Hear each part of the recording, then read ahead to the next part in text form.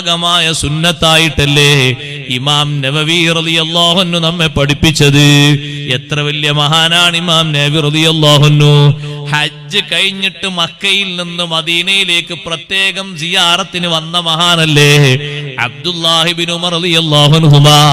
പക്ഷേ ബിദ്അത്തുകാരന്റെ മനസ്സിലുള്ള സുന്നത്തിന്റെ വിരോധം നോക്ക് നിങ്ങൾ. ലക്ഷങ്ങൾ ചെലവഴിച്ച് ഹജ്ജിന് പോയാലും മദീന പള്ളിയിൽ കയറി നിസ്കരിച്ചാലും മദീന സിറ്റി അവൻ കണ്ടാലും മസ്ജിദുൻ നബവിയിൽ പ്രവേശിച്ചാലും മുത്തുനബി തങ്ങളോടൊരു സലാം പറയാൻ,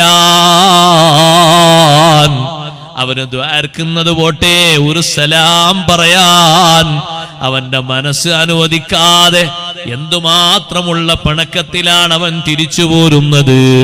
നബി സല്ലല്ലാഹു അലൈഹി വസല്ലമ തങ്ങൾ പറഞ്ഞില്ലേ, മൻ ഹജ്ജ ഫലം യസുർനീ, ഹജ്ജ് ചെയ്തിട്ട് എന്നെ സിയാറത്ത് ചെയ്യാതെ തിരിച്ചു പോകുന്നവൻ ഫഖദ് ജഫാനി, അവൻ എന്നോട് പിണങ്ങിയവനാണ്. നബി സല്ലല്ലാഹു അലൈഹി വസല്ലമ തങ്ങളോട് പിണങ്ങിയിട്ട് നിനക്ക് എന്തൊരു ഹജ്ജടോ, എന്ത് ഉംറയാണ്, എന്ത് കാര്യമാണ്? ആ മദീന പള്ളിയിൽ കയറി നീ നിസ്കരിച്ചിട്ട് അതേ അതിന്റെ തൊട്ടുചാരേ മിഹ്റാബിന്റെ നേരെ ഇപ്പുറത്ത് അന്ത്യവിശ്രമം കൊള്ളുന്ന ലോകത്തിന്റെ നേതാവിനോട് ഒരു സലാം പറയാൻ ഹജ്ജ് കഴിഞ്ഞ് മക്കത്തുനിന്ന് മദീനയിലേക്ക് വന്ന മഹാനല്ലേ ഇബ്നു ഉമർ റളിയല്ലാഹു അൻഹുമാ. മഹാനവർകൾ അധികവും താമസിച്ചത് മക്കയിലല്ലേ തങ്ങളെ വഫാത്തിന് ശേഷം. ഖബറുള്ളതും മക്കത്ത് തന്നെയല്ലേ ഇബ്നു ഉമർ റളിയല്ലാഹു അൻഹുവിന്റെ. അവര് ഹജ്ജ് കഴിഞ്ഞ് മദീനയിലേക്ക് സ്പെഷ്യലായി വരുന്നു. എന്തിന്? സിയാറത്തിന് വേണ്ടി. ഹജ്ജുമായി ബന്ധപ്പെട്ട് അങ്ങനെ ഒരു അമലുണ്ടോ? ഉണ്ട്. കർമ്മശാസ്ത്ര പണ്ഡിതന്മാര് മദീന സിയാറത്ത് കിതാബിൽ എഴുതിയിരിക്കുന്നത് അതേ ജനാസയുടെ ബാബിലല്ല, ഹജ്ജിന്റെ ബാബിലാണ്. ഹജ്ജ് വിശദീകരിക്കുന്ന ഇടത്താണ് മദീന സിയാറത്ത് സുന്നത്താകുന്ന വിഷയവും അതുമായി ബന്ധപ്പെട്ട ഹദീസുകളുമൊക്കെ അവർ രേഖപ്പെടുത്തിയത്. ഈ സുന്നത്തിനോട് എതിർപ്പ് വന്നത് ഒരു ബിദ്അത്തുകാരന്റെ കൂടെ നീ കൂടിയിട്ടാണ്. പലർക്കും സുന്നത്തുകളോട് എതിർപ്പ്, നിസ്കാരാനന്തരമുള്ള പ്രാർത്ഥനയോട് എതിർപ്പ്, ദിക്റിനോട് എതിർപ്പ്, ഹദ്ദാദ് റാത്തീബിനോട്. ഹദ്ദാദ് റാത്തീബിലൊക്കെ ഉള്ള ദിക്റുകളൊക്കെ ഹദീസിൽ ഒന്ന് സ്ഥിരപ്പെട്ട ദിക്റുകളല്ലേ, അതിനോടൊക്കെ എതിർപ്പ്. സുബ്ഹാനല്ലാഹ്, എന്തെല്ലാം സുഹൃതങ്ങളുണ്ടോ അതിനോടൊക്കെ എതിർപ്പ്. ആ എതിർപ്പിന്റെ കാരണമാണ് സഹൽ ബിൻ അബ്ദുല്ലാഹി തുസ്തരി റളിയല്ലാഹു അൻഹു പറഞ്ഞത്. അതുകൊണ്ടാണ് ഉമ്മമാരെ ആ തരത്തിലുള്ള സഹകരണം വേണ്ടാന്ന് പറഞ്ഞത്. പലർക്കും അതങ്ങ് കൂടെയ്യാൻ വലിയ പ്രയാസമാണ്. പ്രയാസമുള്ളവർ അങ്ങനെ തന്നെ നിന്നോ, പറയേണ്ട ഒരു ബാധ്യതയല്ലേ ഉള്ളൂ. ഉസ്താദ് അവരുടെ ശിഷ്യന്മാര് എഴുതി വെച്ച കിതാബിൽ നിന്ന് ബിദ്അത്തുകാരെ സംബന്ധിച്ച് പറയുന്നൊരു ഭാഗം കണ്ടപ്പോ എനിക്കത് പറയണമെന്ന് തോന്നി.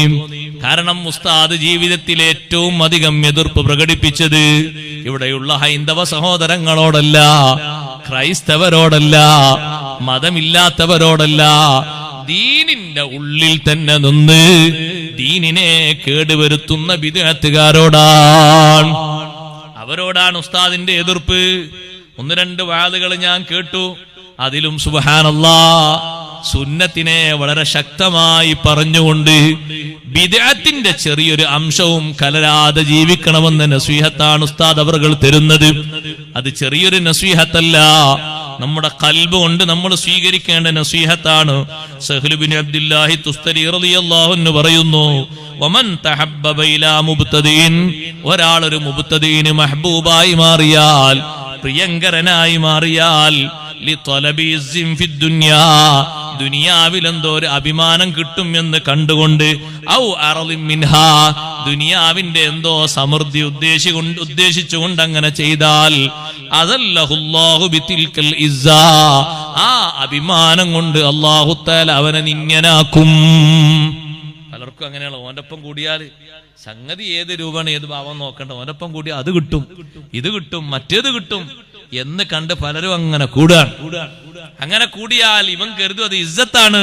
പക്ഷേ അല്ലാഹു തആല അവനെ നിന്യനാക്കും, അപമാനിതനാക്കും. വഅഫ്ഖറഹുല്ലാഹു ബിദാലികൽ ഗിനാ, ആ ഐശ്വര്യം കൊണ്ട് അല്ലാഹു തആല അവനെ ഫഖീറാക്കും. എത്രയോ സഹോദരന്മാര് പോയി പെടുന്നവരുണ്ട്. നല്ല ശമ്പളമുള്ള ജോലി തരാം, പക്ഷേ എന്റെ കൂടെ ജോലി എടുക്കാൻ പറ്റുമോ നിനക്കറിയില്ല എന്ന് ആദ്യം പറയും. എന്താ നിങ്ങളെ കൂടെ ജോലി എടുക്കാൻ പറ്റാത്തത്? നിങ്ങൾ 5 വക്ത് നിസ്കരിക്കുന്ന ആളല്ലേ. പക്ഷെ അതല്ല, നിങ്ങളെ വാപ്പക്കും നിങ്ങളെ കുടുംബത്തിനും നിങ്ങളെ സഹോദരന്മാർക്കൊന്നും എന്നെ പറ്റൂല, ഞാൻ വിദേഹത്തുകാരനാണെന്ന് അവര് പറഞ്ഞു. അത് അവര് പറഞ്ഞോട്ടെ, നമുക്ക് വിഷയമല്ല, ജോലിന്റെ വിഷയത്തിന് പ്രശ്നമല്ല എന്ന് പറഞ്ഞ് ഇവൻ പതുക്കെ ആ ശമ്പളമുള്ള ജോലി കയറും. ജോലി കയറിയിട്ട് പിറ്റത്തെ 2 ആഴ്ച കഴിഞ്ഞ ഉടനെ തന്നെ സ്വലാത്ത് മജ്‌ലിസിൽ ഓനെ കാണുന്നില്ല. അപ്പൊ ആൾക്കാർ ചോദിച്ചു, എന്താ സ്വലാത്ത് മജ്‌ലിസിൽ എന്നെ കാണാഞ്ഞ്? ചെറിയൊരു തിരക്കുണ്ടായിരുന്നു.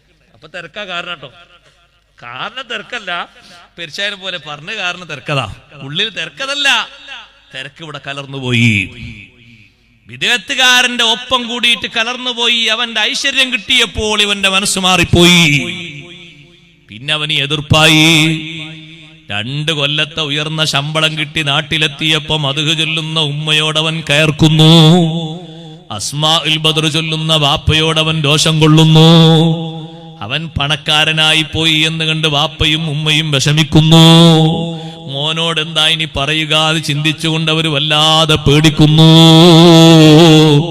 സുബ്ഹാനല്ലാഹ്, സഹ്ർ റളിയല്ലാഹു അൻഹു പറഞ്ഞത് എത്ര കറക്റ്റാണ്.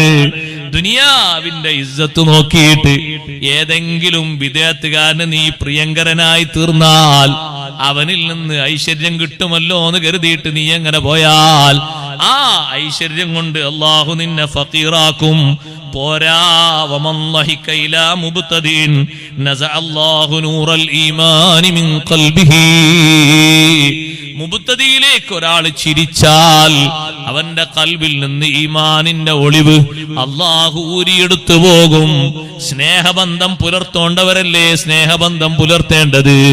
അള്ളാഹുവിന്റെ ദീനിന് ഇത്ര ഈ രൂപത്തിലുള്ള എതിർപ്പുകളും കാര്യങ്ങളൊക്കെ വരുത്തി വെക്കുന്നവർ, അഹ്ലുസുന്നത്തി വൽ ജമാഅത്തിന്റെ എതിരാളികളായി ജീവിക്കുന്നവർ, അഷ്റഫുൽ ഖൽഖ് സയ്യിദുനാ റസൂലുള്ളാഹി സ്വല്ലല്ലാഹു അലൈഹി വസല്ലമ തങ്ങളെ ഒരു തരി വിശ്വസിക്കാതെ വെറുതെ വാങ്കിലൊരു ഷഹാത്ത് കലിമ മാത്രം വിളിച്ചു പറയുന്ന ഒരു വിഭാഗം സഹോദരങ്ങളെ, ഒരു